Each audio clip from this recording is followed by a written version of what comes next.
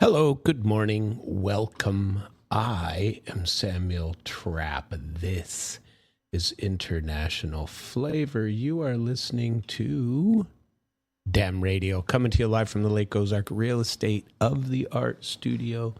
This fantastical sort of Monday freaking morning, where if you live in Ozark, you still got no power at your house. Thank you. Whatever storm that was. Did we name them? Do we name them here? I don't think so. I'm going to name it Asshole because it took my power. So I've been without power since about, I don't know, 1:15 in the afternoon on Saturday. And chose yesterday to take a trip to St. Louis thinking I'd come back and perhaps have some power. Nothing. Still no joy at the house of Sam. And so, we have a restraining order going to be launched against President Trump and the new attack on Natalie's Maloney. She's going to get a restraining order for that. That'll be exciting. We might share some of that. Let's see what else we can do here. I tell you what, I've been following all weekend the preparations for the NATO summit coming up tomorrow and the next day. I think it's 7th and 8th, and the old Trumpster's going to be there. But I wanted to chat a little bit about I wanted to start with the magical mystery phone call that came up on the 4th of July. So basically, the old Trumpster and Vladimir Vladimirovich spoke for about an hour and a half, 85 minutes. And,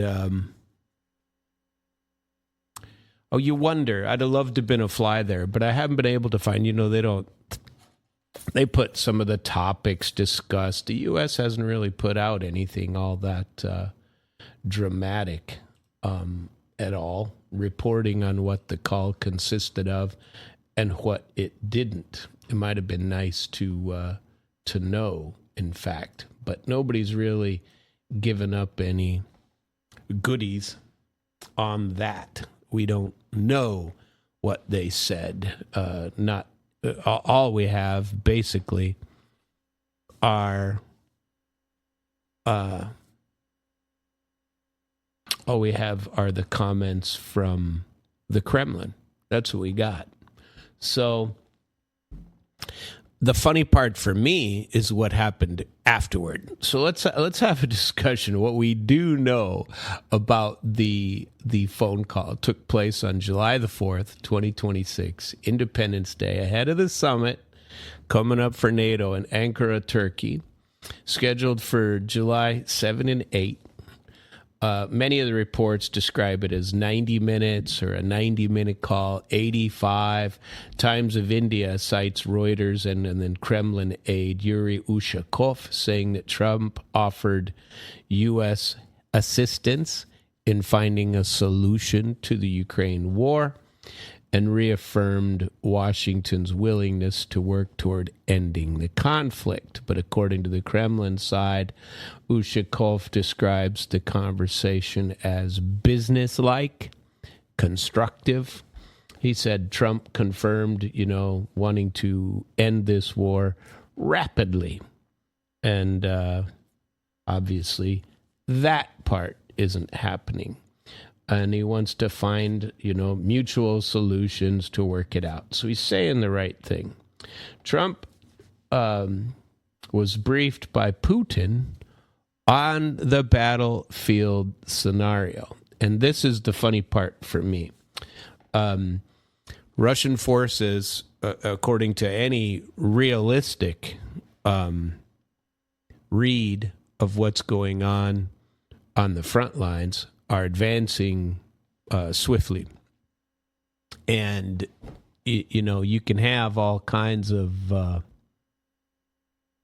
don't know what, denial and deniers, including the Green Goblin and Syrskyi, the commanding general of Ukraine, who claim that they still hold all of Konstantinovka, which we talked about last Thursday and Friday. Konstantinovka is a major city in the on the front lines. And it's, Putin discussed that.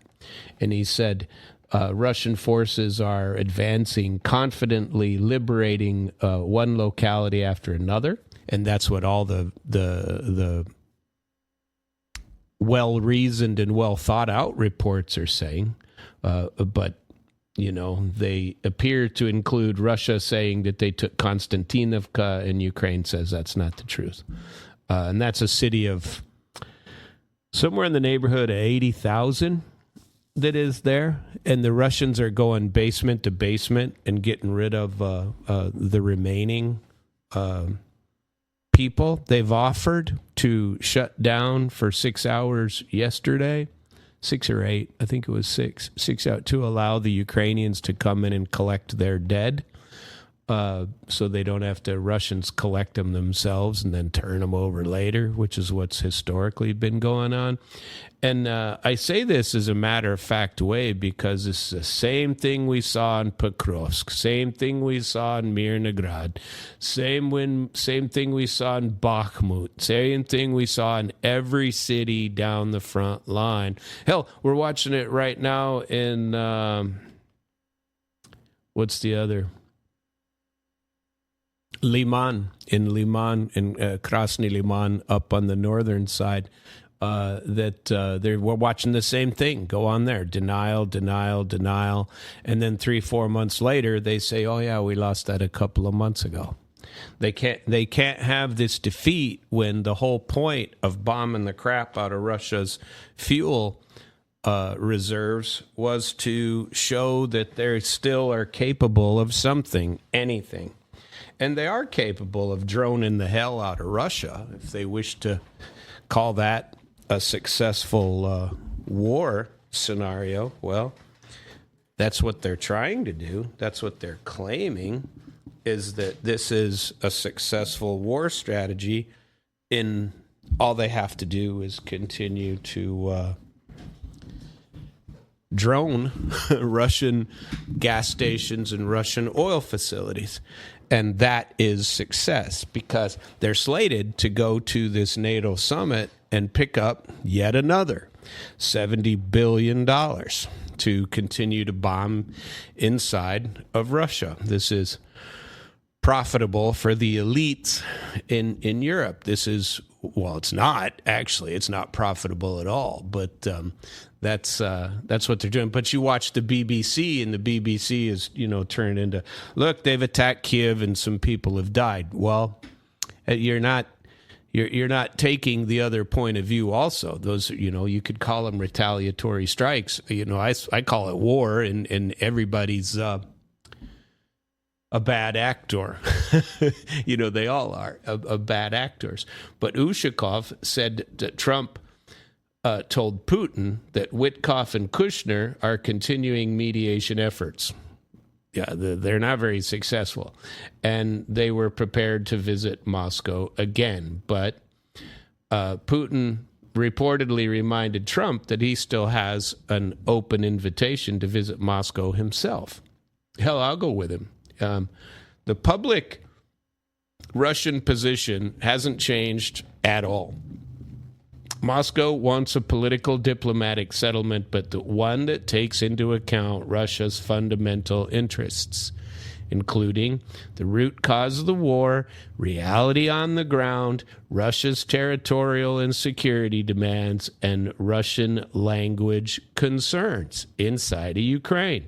And Russia continues to say that it has to include Moscow's control over the Donbass region, Zaporizhia, if they're not careful, they're going to lose Nikolaevka and Odessa on top of that, because that's the next step in this. If they continue attacking Crimea, if they continue attacking Crimea the way they're attacking, then they're gonna end up losing Odessa and Nikolaevka as well down in the south, and closing off that avenue from Transnistria and Moldova all the way across to the Black Sea, and cutting off their access to that. So what does this all really mean, to us? It means the content of the call was Trump wants a deal, but he won't force it. I mean, they don't trust anything. The commentary has all been nothing but negative after Alaska, the Alaskan summit, which was supposed to grant us all kinds of stuff. And they had a working framework. And one place reports that Putin told Trump, look, we already had our meeting in Anchorage. And what good did that do? Because Ukraine is not you don't control Ukraine. Your lackeys in Europe control him. And so you need to do something more. Wow. I just watched Trump walk off the Marine Force. What do they call his helicopter? And he looked old and tired. He did not look good. That's the first time I've ever seen him look like that. And he was just moseying along the start of his day, and he doesn't do that. Anyway, what does this mean? This call means Trump wants a deal. Putin's not offering a ceasefire, detached from large reality like everybody in Europe wants. He's not going to capitulate. That's not going to happen. Russia's telling Trump the battlefield has moved, the facts have changed, and accept it. Trump is trying to keep himself in the role of a broker, but he hasn't done anything, not on this one. And Putin did not need to convince Trump that he likes peace. He needed to remind him that peace is only possible if Washington stops pretending that Ukraine can negotiate as if Russia has lost. Everybody wants to claim Russia lost. Russia's not losing. It ain't easy, but Russia's not losing this war. Ukraine is losing and has been forever. So, I don't know. Right after that call. So then we have to change the narrative, right? We have to change it that this call was initiated, by the way, by Trump. Trump called Putin, which means he wanted to talk about something before the NATO conference in Anchorage. Okay, he wanted to talk with Putin and say, what can we do? Is there something there? And they did talk. And again, nobody's put out a real, not like a call transcript or anything. You don't get that. But the U.S. hasn't put out a whole lot of anything on this call. And but right after that, there are reports that the Green Goblin phoned Trump himself. Now everybody knows that when Trump is on the march, or if Trump is trying to get something done, Trump seems to take the opinion of the last person he talked to and run with it. It's always, if you're the last one to talk to. And so Zelensky he knows this, all of Europe knows it, and so he has to jump on the phone real quick and chat with Trumpster himself. So the Green Goblin gets on the phone. What do we know about that call? It's much, much shorter. There's reports that it only lasted a few minutes. It had to be initiated. Trump had no desire to call him. He called Putin. He called somebody who matters. And Zelensky doesn't matter. And Trump is allegedly able to just tell him what to do. But so far, he hasn't been able to tell him what to do. And so he also spoke to him on July 4th, called the current frontline situation in efforts. And Zelensky says there's a real prospect to end the war. This is what he put on his, channels, to end the war, and that America's resolve is decisive. The two agreed to continue to discuss more at the NATO summit in Anchorage. Well, what the hell is the Green Goblin doing at the NATO summit? Well, as I said, he's got to go there and collect his next paycheck. the paycheck for the country of Ukraine, another $70-80 billion, which happens every 3 to 6 months, 4 times a year. This is occurring.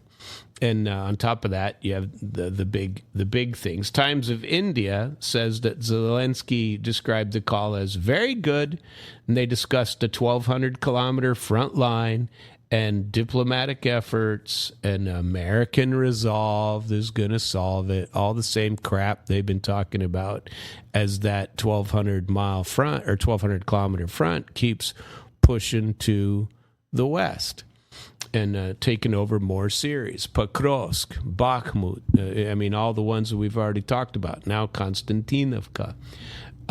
What is missing from this call is almost as important as what is there. There's no duration for how long this call, other than that it was short. There's no detailed White House readout talking about Trump's version of the call. Ukraine gives the usual diplomatic package, we're winning, we're bombing the hell out of them inside of Russia, because that's really all they have is people firing drones from basements. That's what they got. So Zelensky's, his call looks like a reactive call.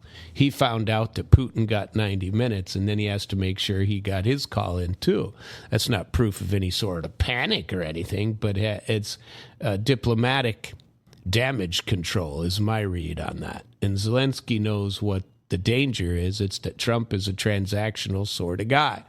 And Trump is personal. He remembers who flatters him, who argues with him, who he doesn't like, who wastes his time, and who gives him a path to a deal. Putin can speak to Trump as one head of a state to another, and Zelensky can never do that. His whole position depends on keeping the U.S., NATO, and Europe locked into his narrative of the war. And the Konstantinovka problem. Russia says Konstantinovka has fallen. All the military summary sorts of people, the people that follow the front lines daily, even the Institute of War. If you go out to the Institute of War, you can watch their live updates of the front line from all the real reports. And that front line continues to march westward. And it's west of Konstantinovka, which is where they sent Syrskyi a week and a half ago to get to Syrskyi is the commanding general of all of Ukraine, and he needed that city. This city was heavily fortified around the time they were losing Bakhmut, which is, 40, 60 kilometers to the east, and maybe further. And they haven't... They remember they were building trenches. They were heavy fortified positions. We need to go back. This was 2 years ago, and we need to back up and make sure that we never lose these. We can't lose our industrial potential, which comes from places like Konstantinovka and several other small, medium-sized industrial cities nearby that are the next in line that are going to fall. And so Konstantinovka has fallen, and in 2-3 weeks, maybe a month, maybe 2 months, you'll see it become the reality that Ukraine finally acknowledges. But they can't acknowledge it right before the next NATO summit, where people have a potential going, look, why in the hell do we keep handing them $70 billion every 3-4 months, and then they continue to lose big cities, and then they come back and say, oh, geez, if only we had the money. They're bombing the crap out of Russian oil. There are lines for oil, which we discussed last week, or for gas. There's lines on all of this. And Russians are feeling it. I'm going to get a little bit into that too. But war, the people on both sides are definitely feeling it. And so the dispute matters about whether or not Russia says Konstantinovka has fallen. All the military summary people, including the Institute of War, say it's gone. Ukraine says that's a lie. Zelensky says, well, if Ukraine is, or if Konstantinovka is in Putin's hands, he can come and meet me there. I'll meet him in Konstantinovka. I tell you what, guarantee you Zelensky ain't going to Konstantinovka. And he'd never do it. Well, Putin won't either, but he's not going to do it. Zelensky rejects Russia's claim, calls it another Russian lie, while Ukrainian sources say the city is still under fighting. There's still some fighting. Russia says, come get your dead. We'll shut down the war for 6 hours for you to come collect your dead. And whatever people are wounded can get out because they're either going to be captured or killed. And Zelensky's message is, Russia's lying. We're holding on. Don't let Putin talk you into accepting his own battlefield claims. And Putin says, we're advancing. Let the ground, let that tell what it is, and let's get to a diplomatic solution on this, because we're not there. Why does the timing of all this matter, especially with the NATO summit coming up? It's because this is scheduled for July 7th and 8th. Trump is expected to attend. The Green Goblin's going to be there. And Trump and Zelensky are expected to continue discussion while Zelensky, picks up his check, counts his money, and how he's going to divide it among the oligarchs that remain, that are still there, that won't be in the next 6 months. They continue to switch the oligarchs around, and the money just goes to a different crew, and they all run off to some island somewhere or retreat to Israel. So this is Trump talks to Putin for an hour and a half right before he walks into a NATO room full of people who want to keep the Ukraine war going. And the European fear is obvious. They worry Trump will arrive thinking that Putin's a reasonable dude. The war is moving Russia's way.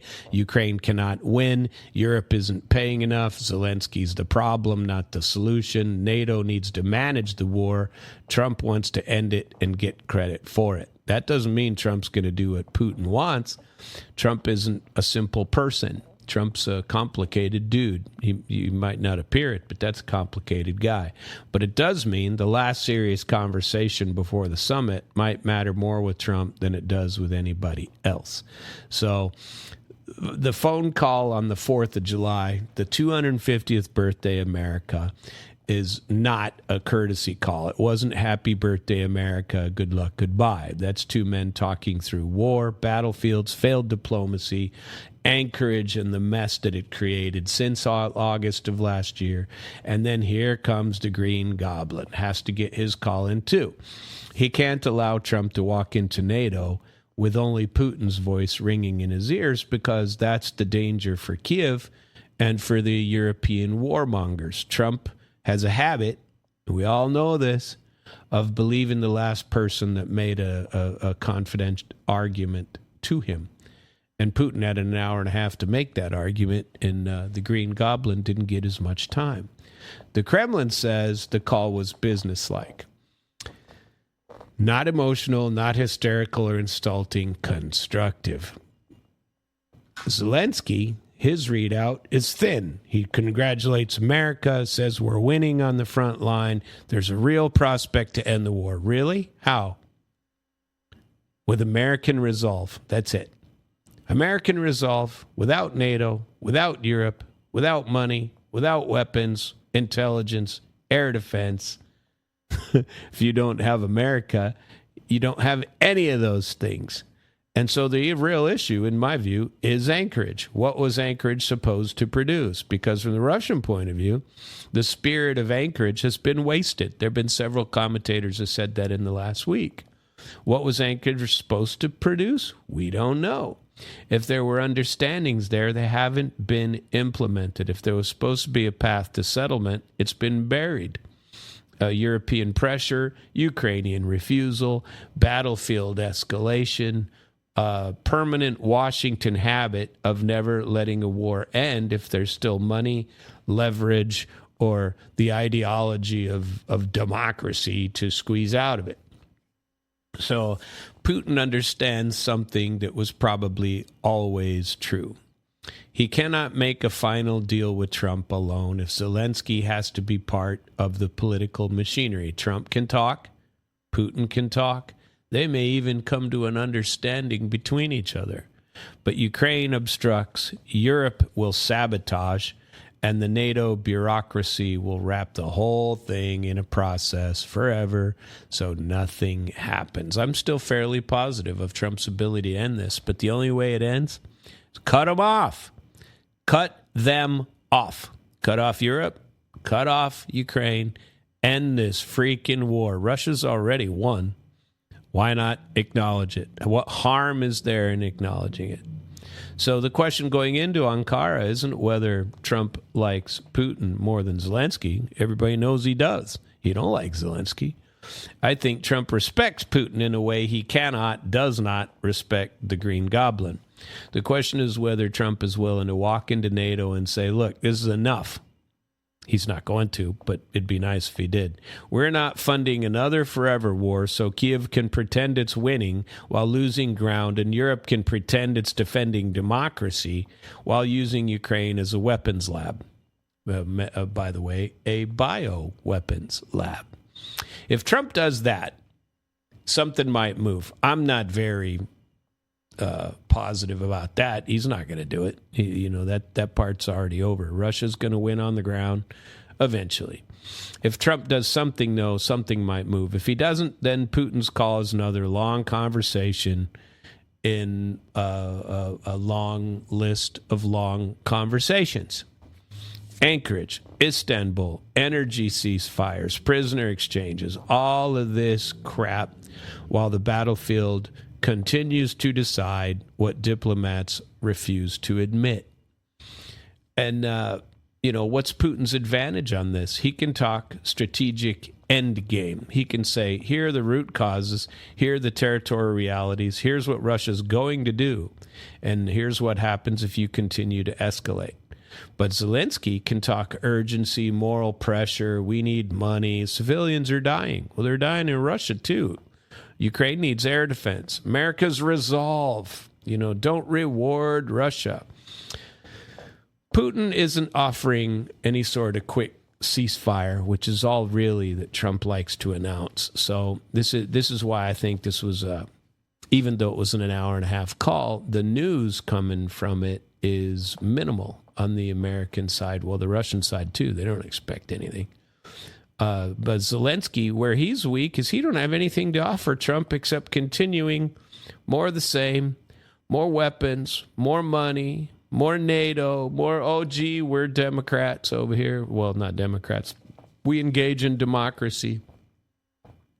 More promises that more sanctions will eventually force Russia to retreat.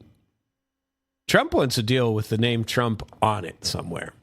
Putin can offer him architecture for a deal.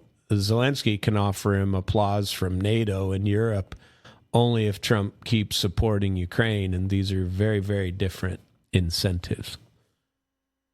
So I don't know what's going to happen. I think nothing, that the NATO summit's just another long line of crap, and that nothing that's going to change anything. If Trump leaves Ankara committing to more weapons, more NATO integration, and no pressure on Kiev, then Putin didn't move him. If Trump instead demands direct territorial negotiations, perhaps freezes new weapon commitments, or pushes Zelensky, then the Putin call mattered. But I think it didn't matter, hour and a half or not. It'd be interesting to see a real White House read out Trump's own remarks before or during the NATO summit, and any Kremlin follow-up on Witkoff, Kushner, any movement on any sort of direct U.S. Russia Ukraine talks, but, then maybe that call meant something. But I don't think it did. I think that call was an hour and a half of platitudes. So we wanted to talk about that. Yesterday, it's a little early for this, but I'm going to do it anyway. I'm going to play probably my favorite, I'm going to call it a war song, but it's not.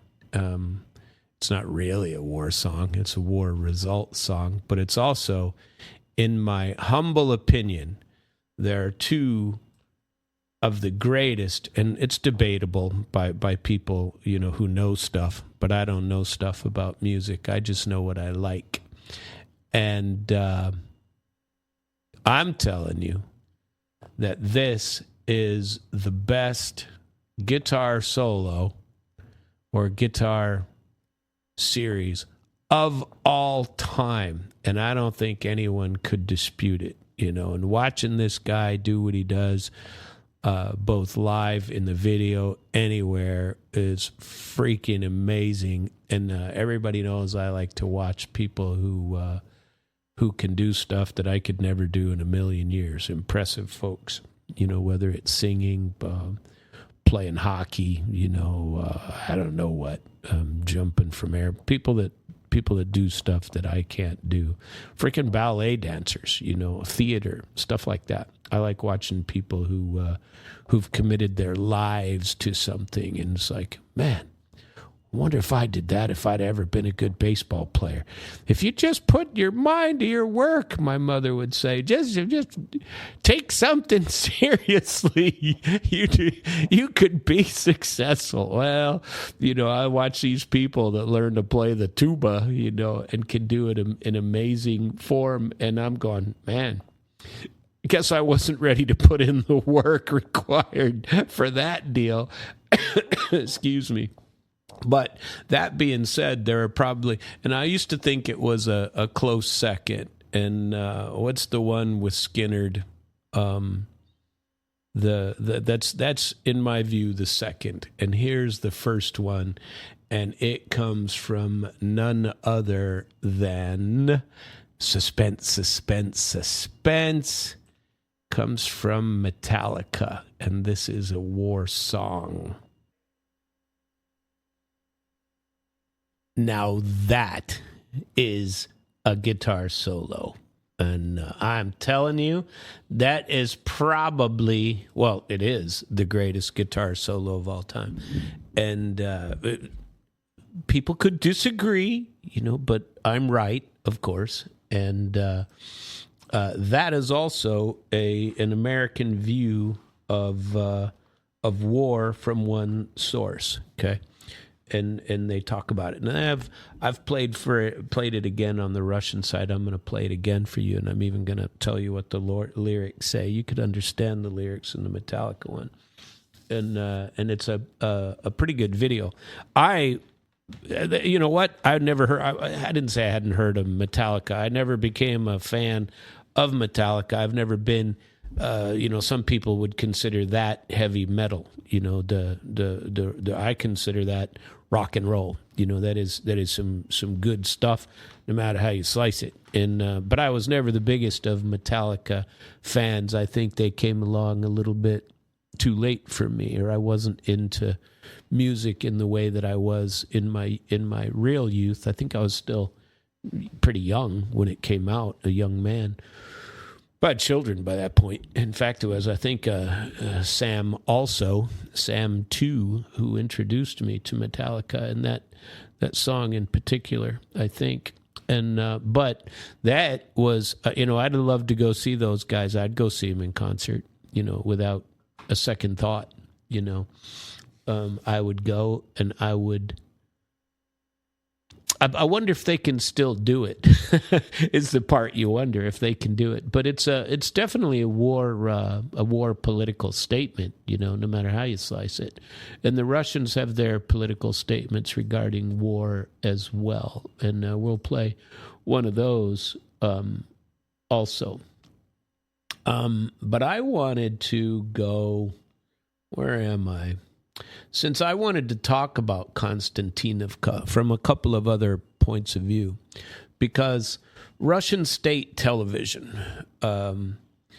is where I'm going to start. I'm going to start with Solovyov and the 3 hours of 2.5 of Solovyov programming that I watched to program my mind.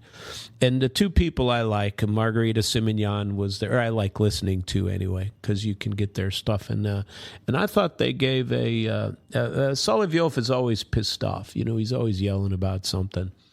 And so he's fun to watch. And there's a reason whether you believe he's propaganda or mostly tells the truth just from a Russian point of view, is your choice. I don't care. But we never listen over here to what they're saying over there. Nobody ever listens. And those that do discount it automatically because that's just how they are. And they're not understanding that this is what, we have our propaganda over here and the stuff that we tend to believe, truthful or not. We've got it. They've got theirs, truthful or not. But that doesn't mean you shouldn't listen to the other point of view. And so if you call it Russian state television, no, it's not neutral, and not because it's any sort of casual commentary, but because the Russian political media establishment and how they are interpreting this stage of the war, the call to Putin, or to Trump by Putin. Solovyov opens with the city of Konstantinovka also. And then Margarita Simonyan broadens that discussion into something quite a bit larger. The idea that the West isn't trying to defeat Russia on the battlefield, but they're trying to, and have been trying to, defeat Russia since 1917. Through the same things: economic pressure, fuel disruption, logistic stress, elite irresponsibility, and psychological exhaustion. So Solovyov started out by saying that, in effect, there are many topics, but he wanted to begin with what he personally saw and felt.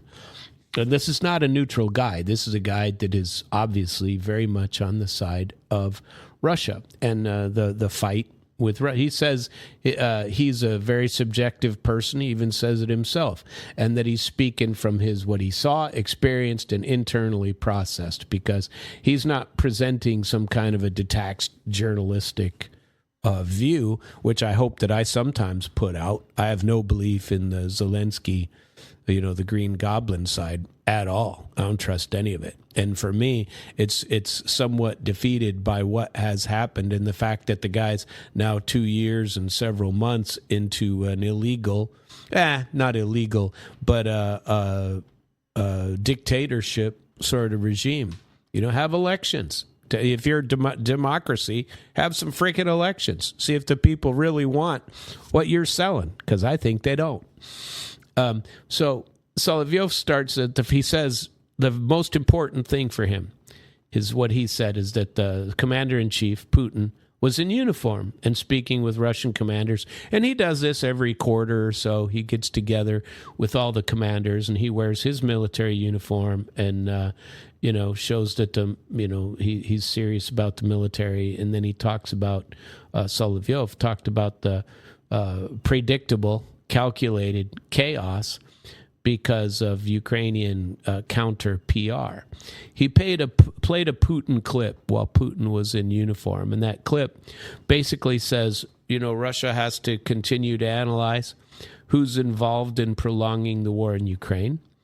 That's not just Ukrainian officers and politicians, but instigators, outside participants. And Putin said there's been several of them about what do they call them? Mercenaries leaving the battlefield in Ukraine.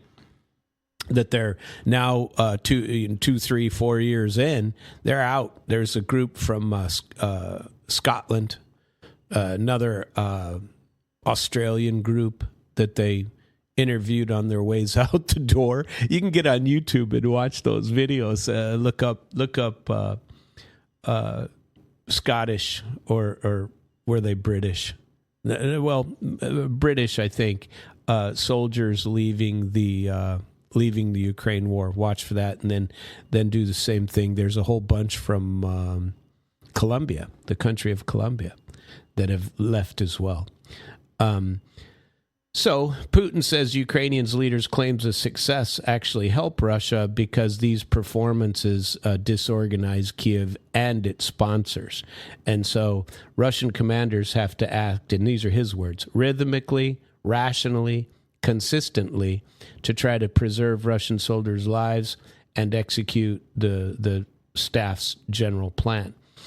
Solovyov talked about Konstantinovka. He said it's one of the 7 largest cities of the Donetsk People's Republic, and that among cities Russia has taken, it's the second in population after Mariupol. And he said it's a city that had an, according to Kiev, an insurmountable Kiev fortress. And he says that the 4th Brigade that is taking it over was once commanded by a guy named Colonel Makarov, who was killed quite a few months ago and was awarded the status of hero of Russia after being killed, and that Solovyov's team had filmed with him before he passed away, was killed. Makarov was placed by a guy named Anton Grunis, who's now a general. And Grunis is in charge of the 4th Brigade, and they played a very large role in the takeover of Konstantinovka. And they were on the outskirts of Konstantinovka filming this video. And for Solovyov, Konstantinovka isn't just a dot on a map. It's tied to fallen Russian officers and stuff like that. So his interview, he asked Grunis why Konstantinovka matters to Russia. And he said, Grunis said that it's part of Ukraine's fortress belt. The first heavily fortified city in that belt, with 3 serious defensive lines in front of it, all of which have been breached. He says Ukraine prepared for it for years and believed that Russia could never break through into Konstantinovka.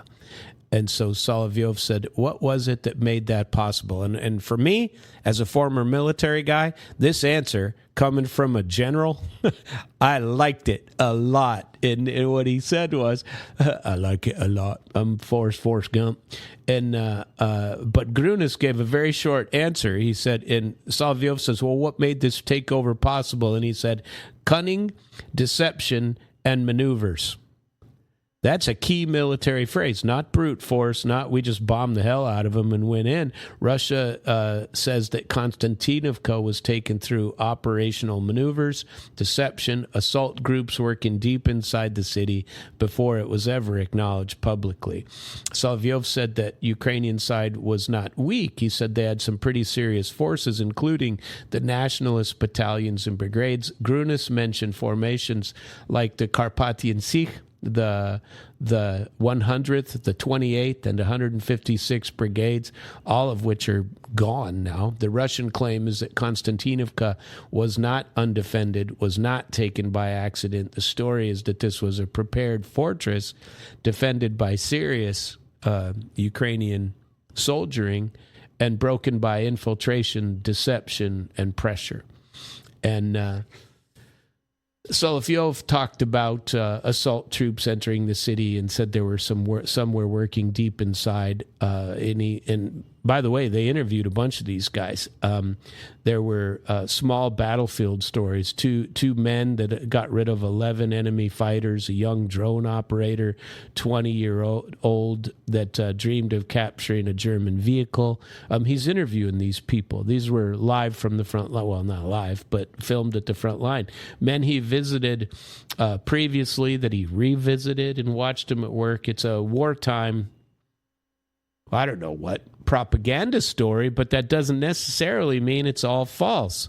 I mean, I think they were in Konstantinovka. Can I prove it? No, but I think it's 10 times more likely that Ukraine is lying about yet another city it lost than it is that Solovyov is filming in fake cities and claiming it's Konstantinovka. I don't think that's true at all. Is it all completely true and accurate? No, I'm sure they lost a lot of people taking over Konstantinovka. But Konstantinovka, I've been talking about it for a month and a half, and they sent Siersky there. He's not there now. Why? Why isn't he filming from Konstantinovka? Because they've been overrun. Same thing with Liman. It's another big city, and they're on their way to... damn it, I'm having city problems, But there's a story in more morale boosters and stories of some of the guys from the front, young Russian fighters, very serious command, extremely hardened units, and technological adaptation. He keeps, Solovyov comes back to Konstantinovka after, he talked first. And he does whatever it is, 20, 25 minutes, and I like his segment on Sunday evenings. I like it because it usually includes video from the front where he goes on, his show goes Sunday through Thursday, and on Friday and Saturday, he goes to the front and interviews people, and, people try to kill him over there. So, he goes over and talks to the people on the front lines, and then he films it all and shows it on Sunday night. I like watching it. And then on Sundays, Margarita Simonyan has rejoined the cast for Sundays, off and on. She's not there as often as she used to be, but it's been nearly a year since her husband passed away and since she was diagnosed with some illness that kept her out for a while, and so she's back. And they're both extremely political, but it'd be like watching, Tucker Carlson over here, or Bill O'Reilly when he was, doing the nightly show every night. It's something similar over there. These are the big ticket heavy hitter players. Okay, so the Green Goblin part is this: he returned and talked about Ukraine making a demonstrative denial. Zelensky says that Russia isn't even in Konstantinovka. Solovyov says this is a great irony among the Russian troops, and this is when he played all the clips sent by members of the 4th Brigade raising flags. He says Ukrainian soldiers and captured personnel sitting in the center of Konstantinovka. There's one nuance, that it's under the control of the Russian armed forces. They played a pretty funny video of some Ukrainian guys sitting there captured, and then he goes, yeah, it's under control, but happens to be under control of the Russian forces. Solovyov says there are civilians being evacuated, and that the 4th Brigade alone has 35 flags it's planted in various places on Konstantinovka. He attacked Zelensky, his circle, and any sellout fake patriots or war correspondents who dispute Russia's claim. His message is blunt: quit pretending. The people who are actually there know exactly what happened. And it was kind of a powerful segment, truthfully. You believe it or don't believe it, but I believe that Russia's in Konstantinovka right now.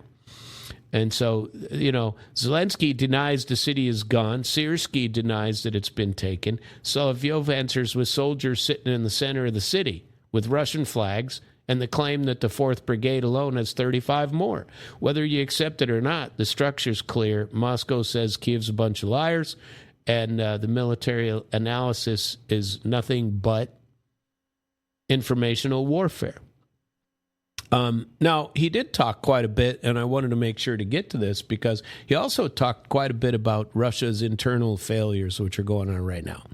And this is important because after he I don't know, I guess the word would be celebrated the fact that they took over Konstantinovka, he switched to Russian internal problems.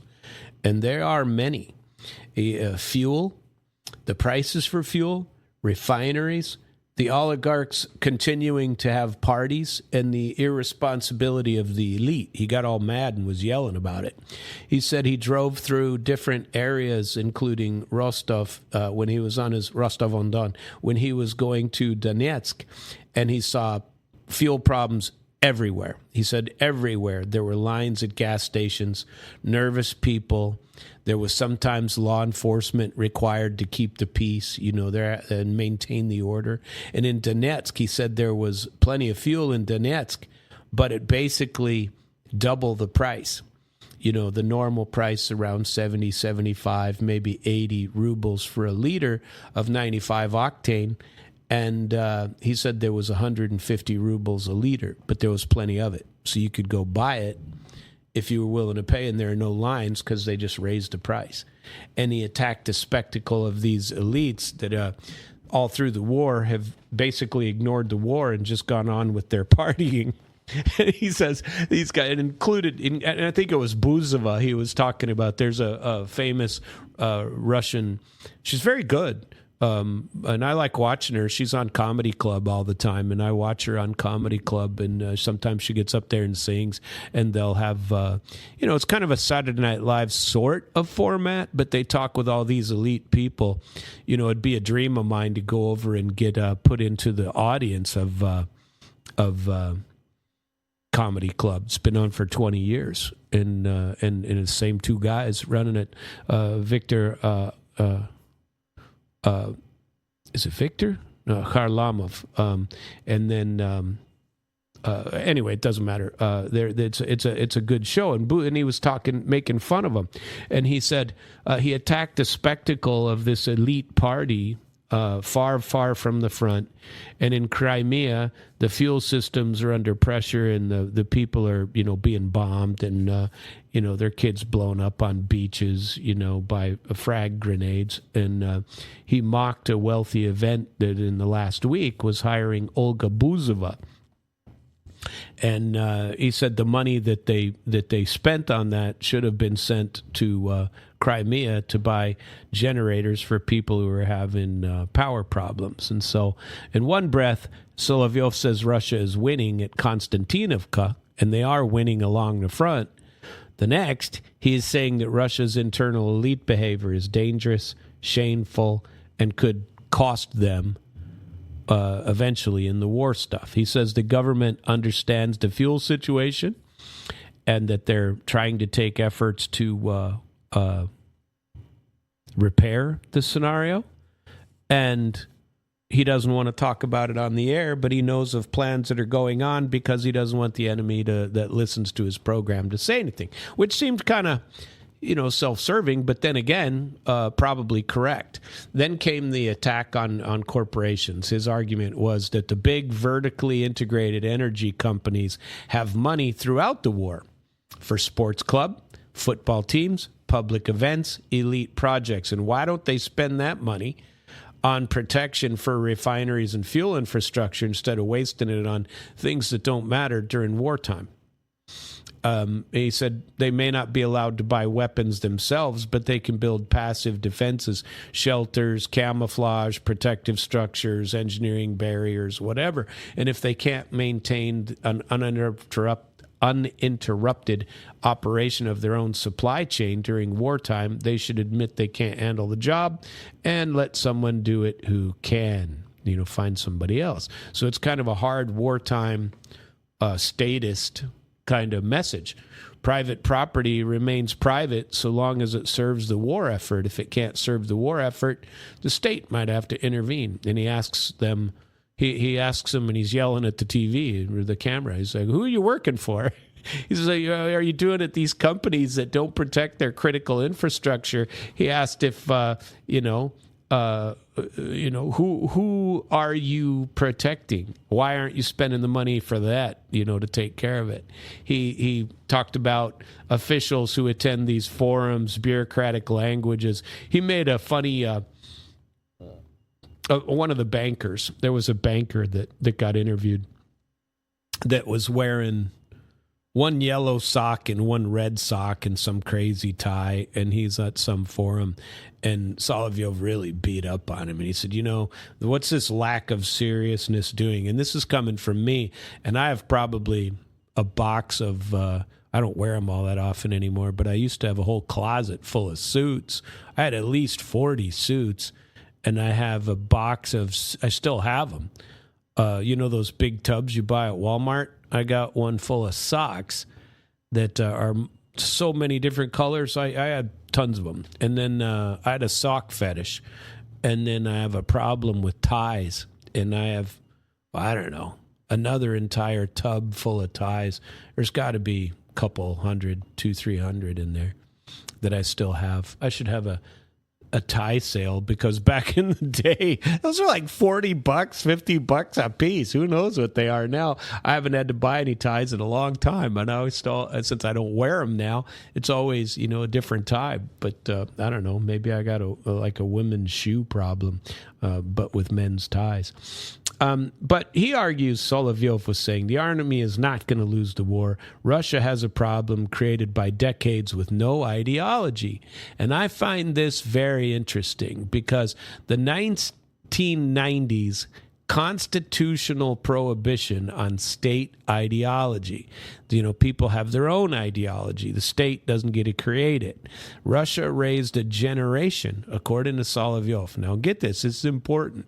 Russia raised a generation that doesn't feel truly Russian, but are capitalist traders first, citizens of Russia second, and they're more like citizens of the world, people who live wherever they are comfortable. And the 90s were the wild, wild west in Russia, and it was collapse of everything that meant anything to anybody over there.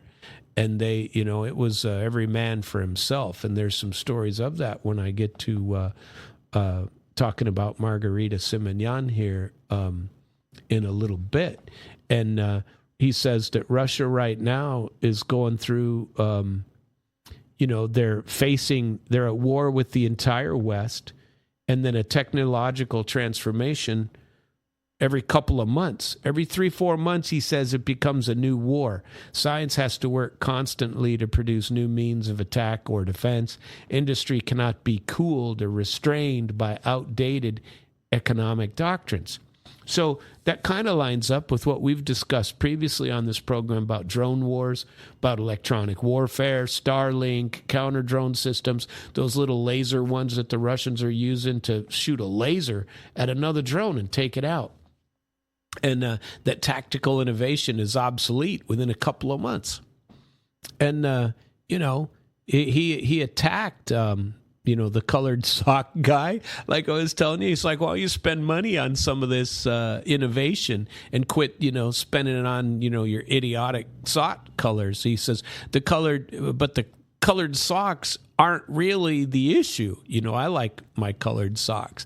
The socks are just a metaphor. What Solovyov is saying is that soldiers are dying, refineries are burning, and Crimea needs fuel and generators, but the financial elite, that class, is still performing their dancing monkey tricks on the public stage. And so I don't know. I found that to be a very interesting segment, whether you believe it or not, and nobody listens enough. So I figured I'd put that out about about a different point of view, and it's certainly not pro-Ukrainian.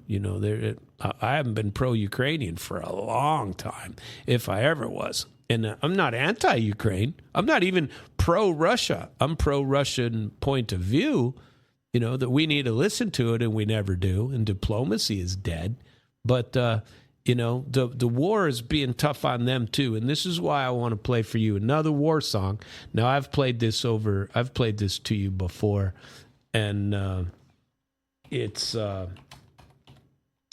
but it's one of my favorite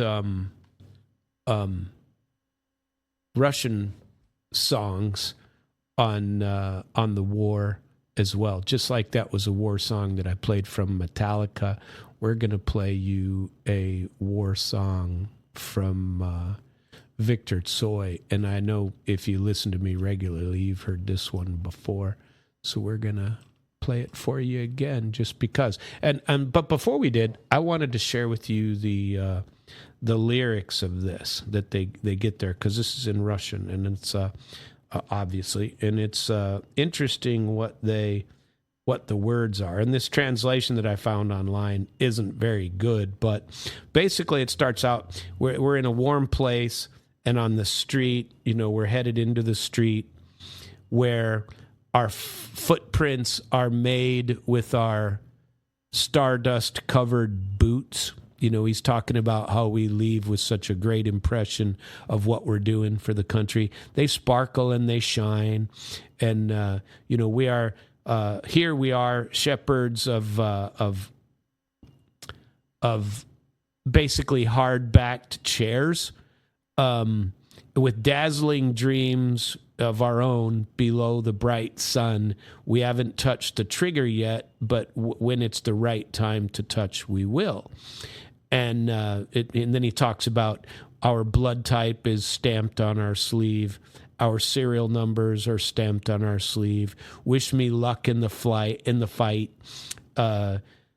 Is that I won't die in this field of green. Wish me luck. And that I'm lucky. I'm able to pay, but I really don't want a triumph at any price. I never want to step on somebody else's chest or to put somebody else's chest under my boots.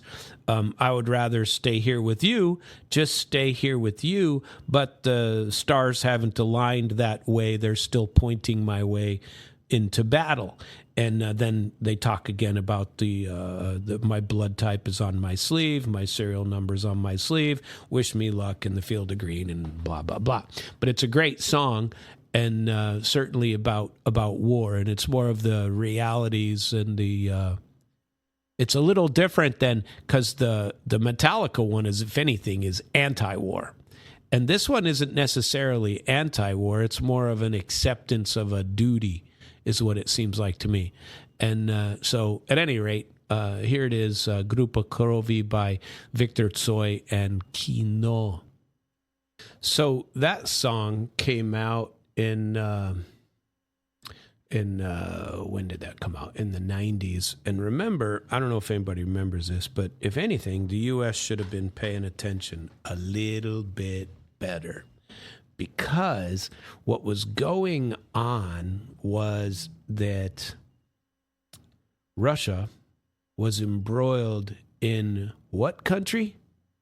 Afghanistan. They were there for a good number of years. I don't remember at all, but it was, I want to say 8 to 10 years they were there. And they had been there off and on for a long time, both pre and after the Soviet Union. And, there were military. I remember when I was in the military, Russia was engaged in some of this going on in the 90s, right? And it's a big deal for them because it didn't result in anything, just like ours in Afghanistan. And I remember listening to people in the military going, "Oh, geez, those Russians, they suck. They can't even beat up third world country like Afghanistan." I was like, I'm not so sure I'd believe that. If that place, what did we do in Iraq? For God's sake, we didn't win. That's not a victory, by the way.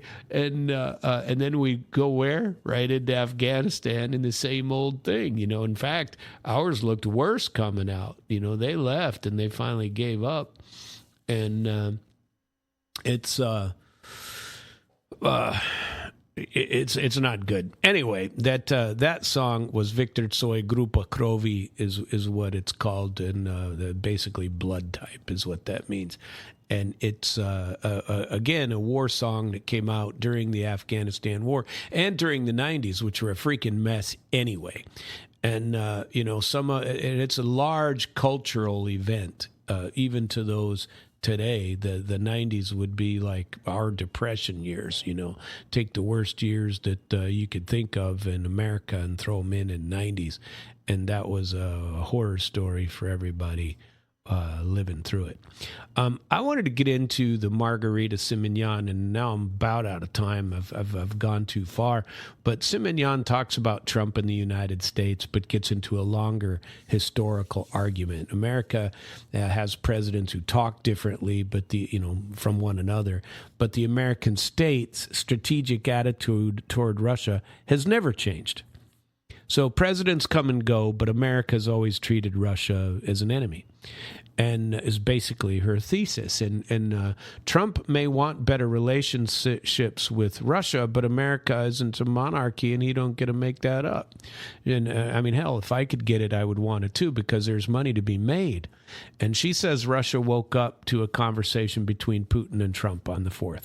She says it's unclear whether it was a good or bad sign, any sign at all. She says she has a personal impression that Trump really wants what he says he wants. Excellent relations with Russia, joint projects, big ships, big projects, and a different relationship. But the constraint is the United States has never had a tradition of sovereignty of the ruler and being able to pull that off. What Trump says today may be pleasant or interesting, but it'll be revised, reversed, or contradicted tomorrow. Trump might be sincere, but sincerity doesn't equal the power to change anything. The American system isn't built to let him reverse the state's strategic direction to Russia. And she talked about a famous line that was attributed to Truman. If you want to get a friend in Washington, she's talking to Donald Trump. This is Truman said this. You want to get a friend in Washington, get a dog.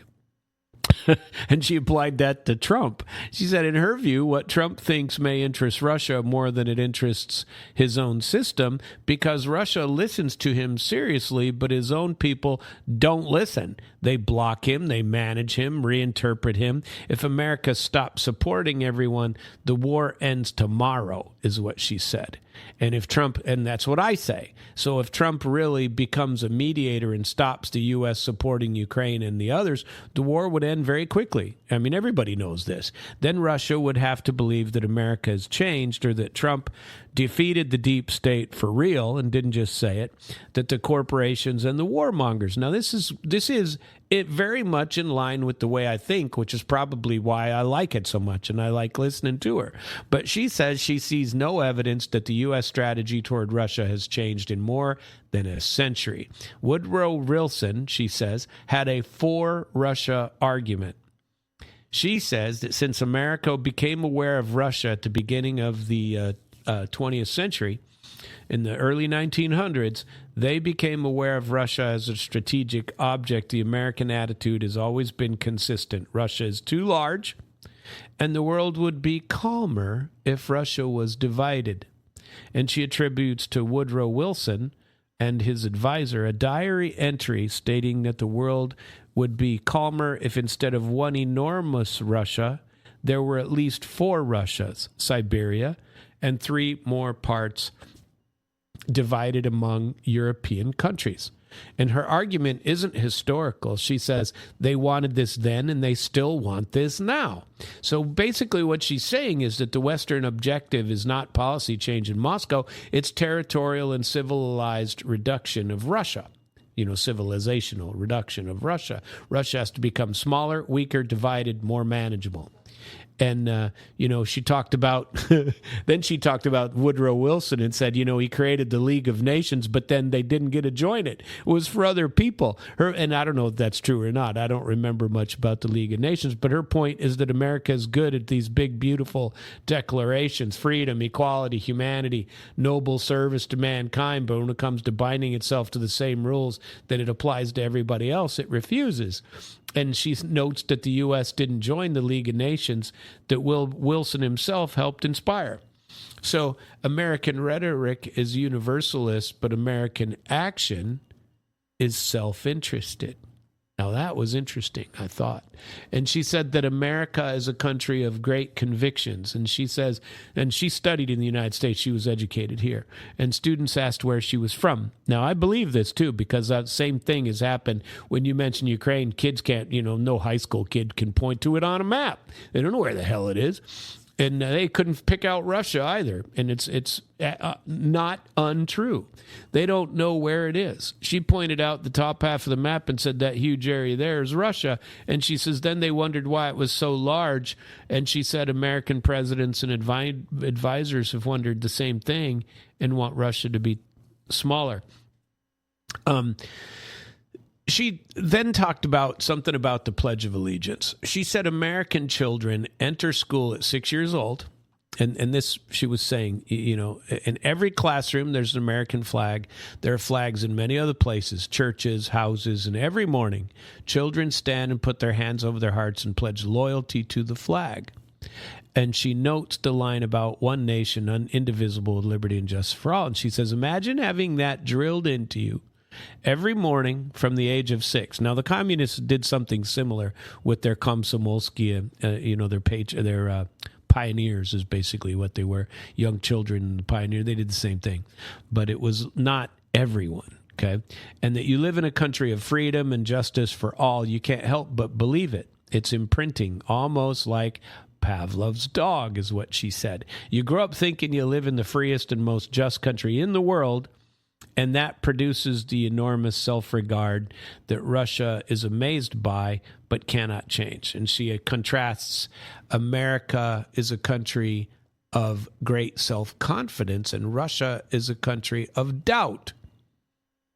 And she really said that. This is a fascinating Russian critique of America, because she isn't saying Americans are weak. She's saying Americans are trained from childhood into some sort of a national certainty, and Russia is trained in reflection, hesitation, doubt, poetry, melancholy. I mean, all of the, and it's true. They have a certain, I mean, it's absolutely true. They're extremely thoughtful and extremely, I don't even know how to describe it, but they are romantic for sure.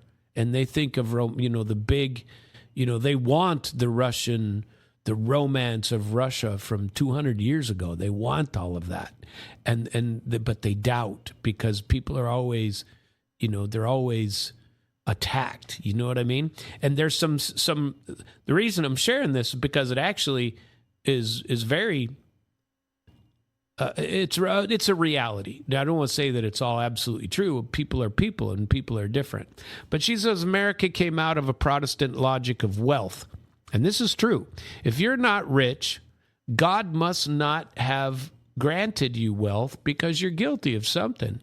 You're not holy. Russia came out of reflection. Should we do this?